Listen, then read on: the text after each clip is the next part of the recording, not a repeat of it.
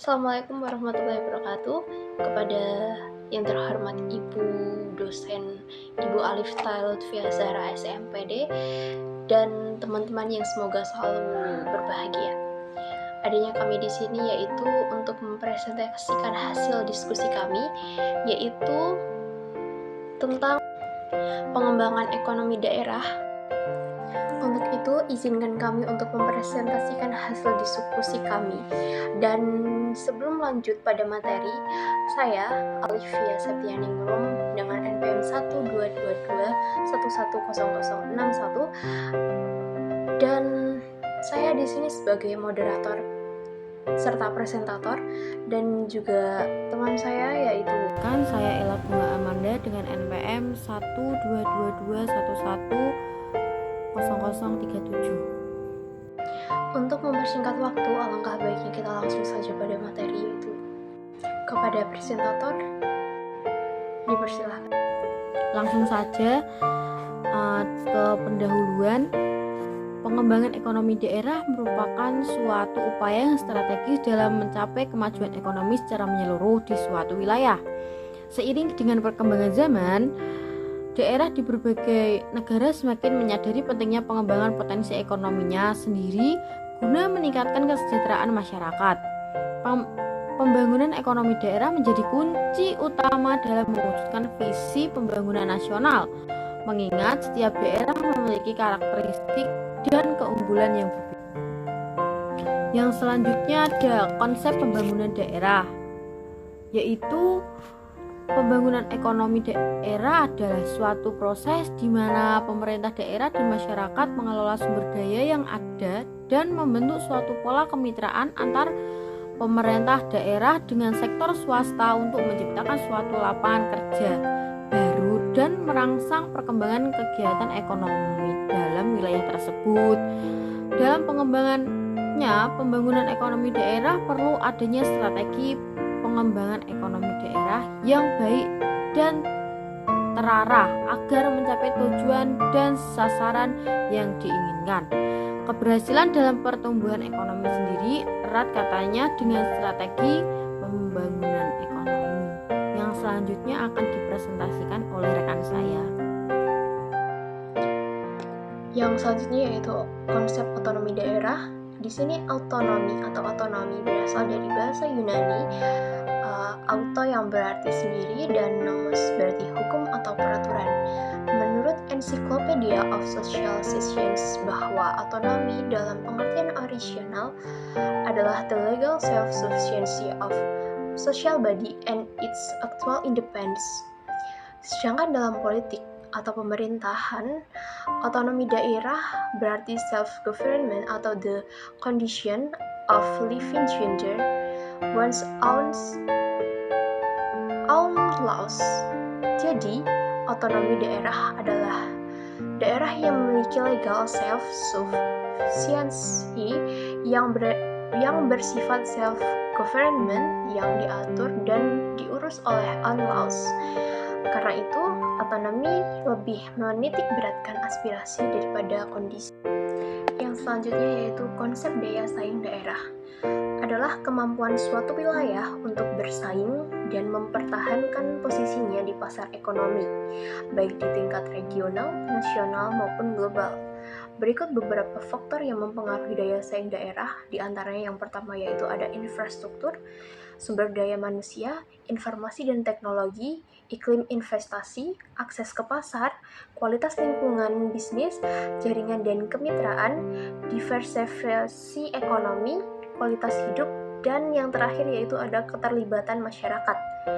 Jadi, kesimpulannya, pembangunan ekonomi daerah bukan hanya tentang meningkatkan pertumbuhan ekonomi, tetapi juga membawa perubahan nyata dalam masyarakat setempat dengan mengidentifikasi dan memanfaatkan potensi lokal setiap daerah.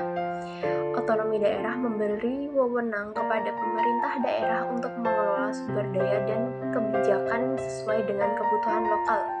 Pembangunan ekonomi daerah, otonomi daerah, dan daya saing daerah bukanlah upaya terpisah, melainkan bagian dari suatu sistem yang saling melengkapi.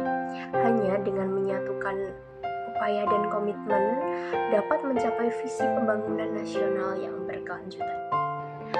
Untuk selanjutnya, kami akan membahas tentang review jurnal dengan judul Strategi Pertumbuhan dan Pembangunan Ekonomi Daerah. Adapun pembahasannya yaitu suatu daerah dianggap sebagai ruang di mana kegiatan ekonomi terjadi dan di dalam berbagai pelosok. Ruang tersebut terdapat sifat-sifat yang sama. Kesamaan sifat-sifat tersebut antara lain dari segi pendapatan per kapitanya, sosial budayanya, geografisnya, dan sebagainya. Daerah dalam pengertian seperti ini disebut daerah homogen. Pengertian pembangunan ekonomi daerah. Pembangunan ekonomi daerah adalah suatu proses di mana pemerintah daerah dan masyarakatnya mengelola sumber daya yang ada dan membentuk suatu pola kemitraan antara pemerintah daerah dengan sektor swasta untuk menciptakan suatu lapangan kerja baru dan merangsang perkembangan kegiatan ekonomi, yaitu pertumbuhan ekonomi dalam wilayah tersebut. Yang selanjutnya yaitu ada teori pertumbuhan dan pembangunan daerah. Saat ini tidak ada suatu teori pun yang mampu untuk menjelaskan pembangunan ekonomi daerah secara komprehensif. Namun demikian, ada beberapa teori yang secara parsial yang dapat membantu kita untuk memahami arti penting pembangunan ekonomi daerah. Pada hakikatnya, inti dari teori-teori tersebut berkisar pada dua hal, yaitu pembahasan yang berkisar tentang metode dalam menganalisis perekonomian suatu daerah dan teori-teori yang membahas tentang faktor-faktor yang menentukan pertumbuhan ekonomi suatu daerah tersebut. Adapun teori-teorinya yaitu yang pertama ada teori ekonomi neoklasik. Peranan teori ekonomi neoklasik tidak terlalu besar dalam menganalisis pembangunan daerah, yaitu yang bersifat regional, karena teori ini tidak memiliki dimensi spasial yang signifikan. Yang kedua yaitu ada teori basis ekonomi atau economic based theory. Adapun teori ini menyatakan bahwa faktor penentu utama pertumbuhan ekonomi suatu daerah adalah pertumbuhan langsung dan berhubungan langsung dengan permintaan akan barang dan jasa dari luar daerah. Yang ketiga yaitu ada teori lokasi. Para ekonomi regional sering mengatakan bahwa ada 3 faktor yang mempengaruhi pertumbuhan daerah, yaitu lokasi, lokasi, dan lokasi. Pernyataan tersebut sangat masuk akal jika dikaitkan dengan pengembangan kawasan industri. Teori tempat sentral adalah teori yang keempat. Teori tempat sentral menganggap bahwa adanya hierarki tempat. Setiap tempat sentral didukung oleh sejumlah tempat yang lebih kecil yang menyediakan sumber daya, yaitu industri dan bahan baku. Yang terakhir yaitu ada teori kausasi kumulatif. Adapun di sini yaitu kondisi daerah-daerah sekitar kota yang semakin buruk menunjukkan konsep dasar dari tesis kausasi kumulatif. Langsung saja di sini peran pemerintah dalam pembangunan daerah itu ada 4 poin. Yang pertama, entrepreneur dengan perannya sebagai entrepreneur. Yang kedua, koordinator pemerintah daerah dapat bertindak sebagai koordinator. Yang ketiga, ada fasilitator pemerintah daerah. Yang terakhir, ada stimulator pemerintah daerah.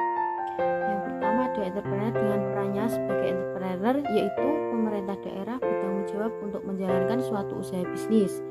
Pemerintah daerah bisa mengembangkan suatu usaha sendiri yang disebut dengan BUMD. Yang kedua ada koordinator pemerintah, yaitu dapat bertindak sebagai koordinator untuk menetapkan atau mengusulkan strategi-strategi bagi pembangunan di daerahnya.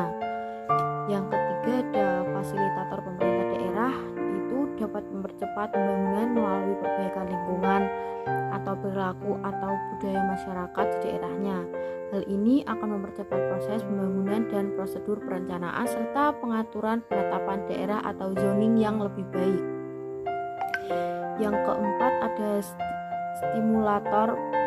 Yang keempat ada stimulator pemerintah daerah dapat menstimulasi penciptaan dan pengembangan usaha melalui tindakan-tindakan khusus yang akan mempengaruhi perusahaan-perusahaan untuk masuk ke daerah tersebut dan menjaga agar perusahaan-perusahaan yang telah ada tetap berada di daerah tersebut. Selanjutnya di sini ada strategi pembangunan dan pengembangan ekonomis, strategi upaya minimum kritis. Itu ada 3 poin. Yang pertama, strategi pengembangan. Itu ada 3 poin. Yang pertama, strategi pembangunan seimbang. Yang kedua, strategi pembangunan tak seimbang. Dan yang terakhir ada strategi pembangunan ekonomi daerah.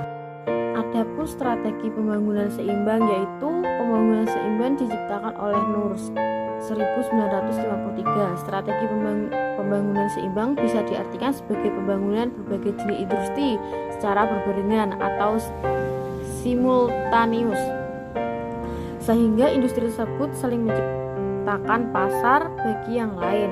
Selain itu, strategi pembangunan seimbang ini dapat juga diartikan sebagai keseimbangan pembangunan di berbagai sektor.